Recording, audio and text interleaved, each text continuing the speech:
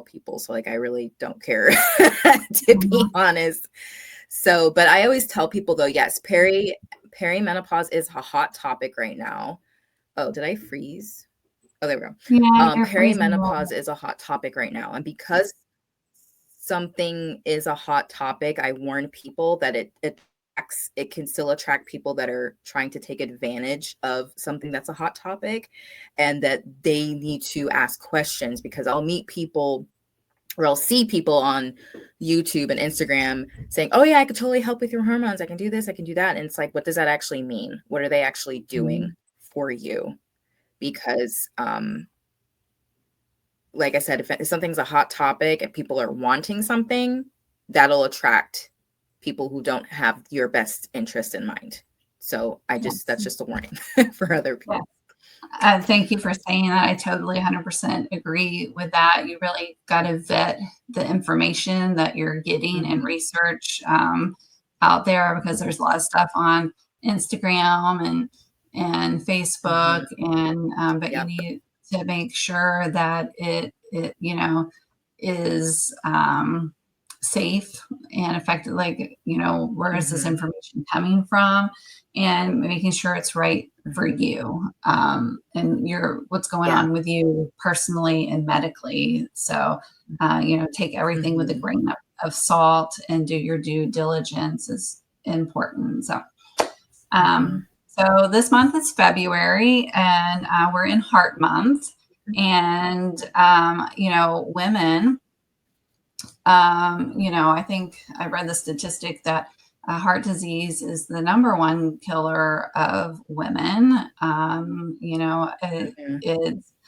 We talk about breast cancer and some other things a lot more, but it's really important for heart health, especially as we age.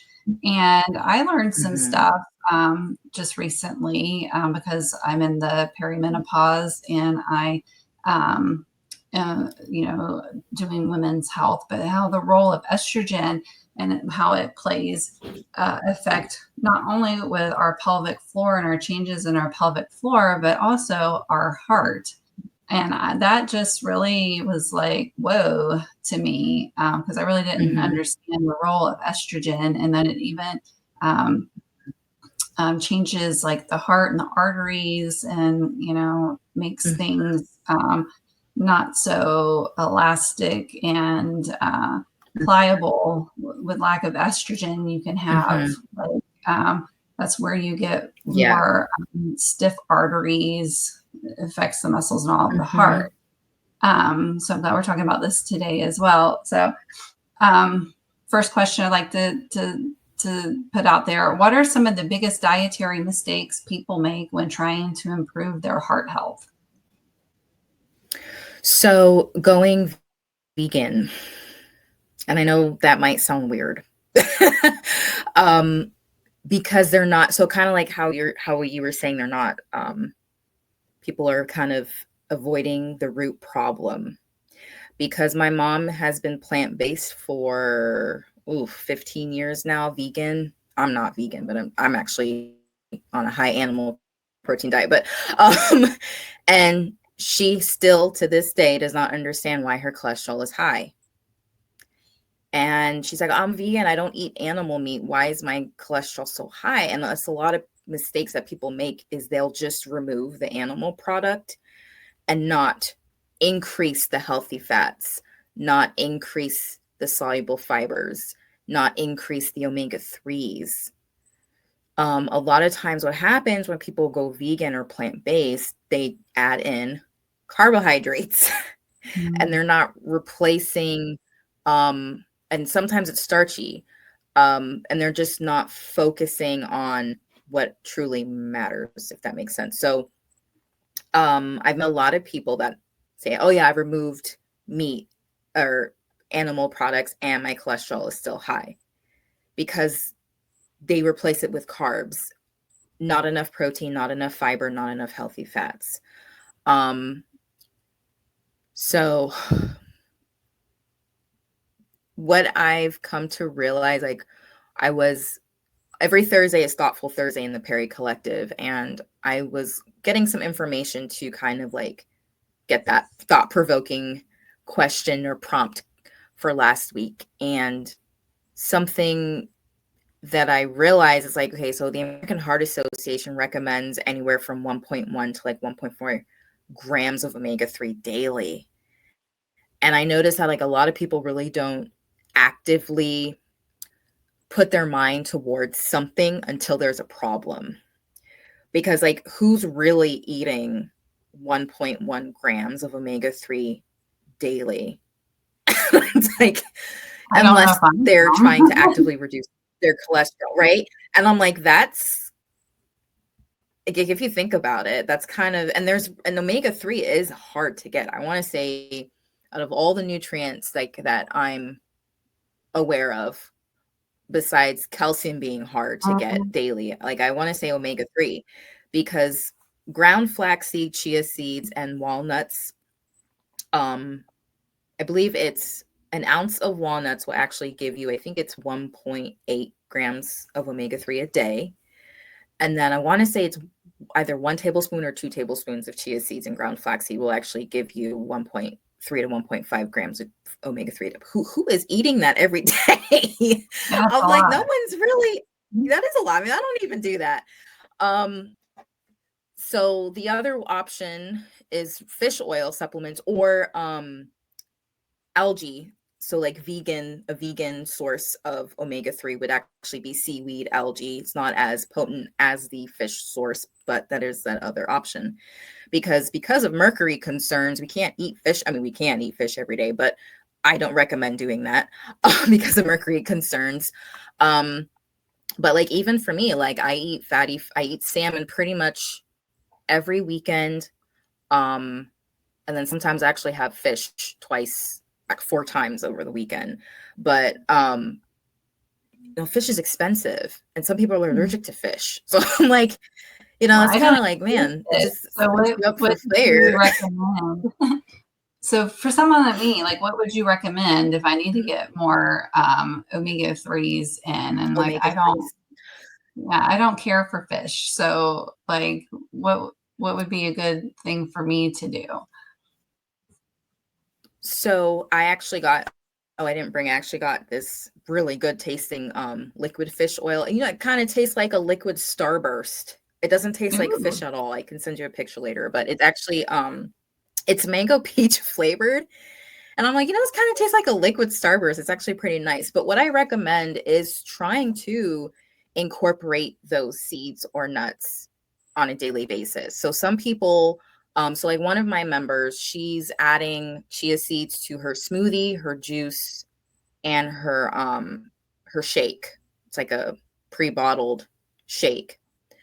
Sometimes I'll have walnuts in my yogurt. Actually just ate that like 2 hours ago. Or salad. And then the same thing with like flax seeds. It's actually best to have it ground. People will put it in their smoothies, shakes, or yogurt or hot cereal like oatmeal, grits. Or people will bake with it. But yeah, it can be challenging. So the other thing would be making sure we're getting enough fiber, both insoluble and soluble. Soluble is specifically for cholesterol and is for managing cholesterol and blood sugars. It's very unique. Chia seeds and ground flaxseed has soluble fiber, but pretty much all fruits and vegetables will have both fibers, but whole grains and legumes like beans, peas, lentils will have more soluble fiber. So trying to incorporate those if someone can. I personally can't do a lot of grains because they bloat me, but the beans and lentils aren't too bad. Like I made a lentil soup for this week. It's really good. It's butternut squash, kale, and red lentil soup that I made this week. It is so good. But yeah, and I was like kind of thinking about it. It's like, and no one really talks to anybody about these things. It's like 1 in 5 women die of heart disease. And then on top of that, like the symptoms are different. So heart disease is a number one killer in people in general, but the reason why women are more susceptible to death, the mortality is higher, is because the symptoms are different when having a heart attack. And then also our hormones affect the LDL and triglycerides.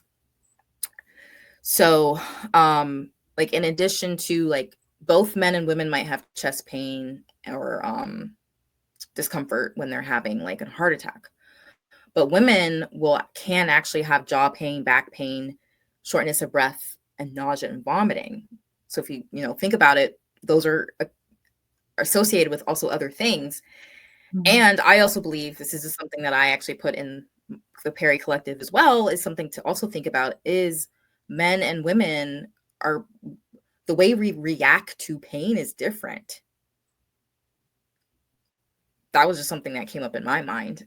I was like, we handle pain a lot differently than men. So if it's like we're having like, oh, I'm having some chest pain and then I'm also having some shortness of breath, so it's like, okay, well, something else could be going on. So the symptoms tend to be dismissed and not seen. And then also we as women dismiss the symptoms ourselves, so we don't go seek help as well. So there's a lot going on, but it's crazy because 1 in 5, like that is like such an insane number to me, because that is so high. My boyfriend's mom died of a heart attack, and she was only in her 40s. Mm-hmm. And that's just like so sad to me because she was in her 50s. I mean, she didn't have the healthiest of like diet and lifestyle and stuff, but yeah, like, and then like when I started reading and finding out about like how estrogen and everything changes and stuff, and I think maybe her having a hysterectomy and all that she had brought that on, and maybe that the correlating those heart issues and everything with the estrogen and stuff. It's just and that is so and that's something I forgot to mention. So with my mom, so my mom also had a full hysterectomy in her late 20s. So she did have surgical menopause early in her late 20s. Cortisol makes everything worse. So that's what I said to my mom. I said, Mom, you're stressed out of your mind. So why would you expect your cholesterol to be low? She's the most stressful person I know, and unhealthiest too, because she doesn't eat well at all. Though she's plant-based, she does not eat well at all. But I was like, why do you expect